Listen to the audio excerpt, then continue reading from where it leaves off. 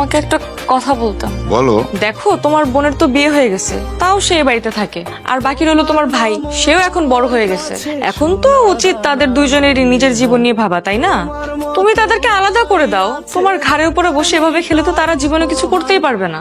এটা কি ধরনের কথা বললা তুমি? তারা কি ভূত যে আমার ঘাড়ের উপরে চেপে বসবে, বসে বসে খাবে? ওরা আমার ভাই বোন, আমার সাথে ওদের রক্তের সম্পর্ক।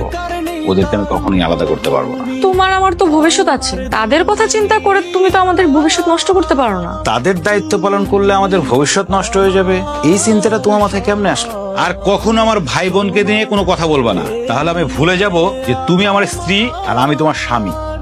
তোমার ভাই বোনের প্রতি তোমার এত ভালোবাসাই একদিন তোমার জন্য কাল হয়ে দাঁড়াবে, মনে রাখো কথাটা।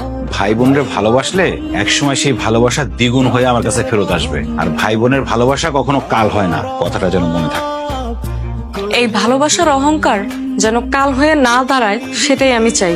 বাবারে, আমি মা হয়ে তো ওর কাছে হাত জোর করে কইতেছি, বড় ভাইরে আলাদা করে দিস না, ও অনেক অসহায় হয়ে যাইব। ঘরে আমার শ্বশুর আব্বা অসুস্থ, একটু পর পর কাশি দিতেছে। আপনি আমার শ্বশুর আব্বার কাছে যাই বসেন, আপনি আমগো মাঝে কথা বলতে আইসেন। তুমি এই বাড়ির মায়ের জামাই, আমি এই বাড়িতে থাকি বইলা তোমার মা আমার মুখের উপর খোঁটা দিয়া দিল। তুমি এটা খুব খারাপ করলা, তুমি এখান থেকে ঘরে যাও। আমি আবারও কইতেছি, তোরা তোর বড় ভাইরে আলাদা করিস না। তোরা ও এই সংসারটার জন্য কি না করছে? তোকে লেখাপড়া করায় নাই, তোরে ভালো জায়গায় বিয়া দেয় নাই, তোর জামাইরে চাকরি দেয় নাই, তোরা সব ভুলে গেলি। তুমি আর আব্বা কি দুই বেলা খাইতে চাও নাকি রাস্তাঘাটে ভিক্ষা করতে চাও? কোনটা? কি করলি তুই? তুমি যদি ভাইজানের পক্ষ নিয়ে কথা কও, তাহলে তোমাকে দায় দায়িত্ব আমরা নিতে পারবো না। ভাইজানের লগে লগে তোমার ওই বাড়ি থেকে বাইর করে দেবো। তোরা তিনটা ভাই বোন একই পেটে ছিলি, পরে তোরা আলাদা করিস না মা। ব্যবসা বাণিজ্য, টাকা পয়সা সবকিছু না আমার হাতে।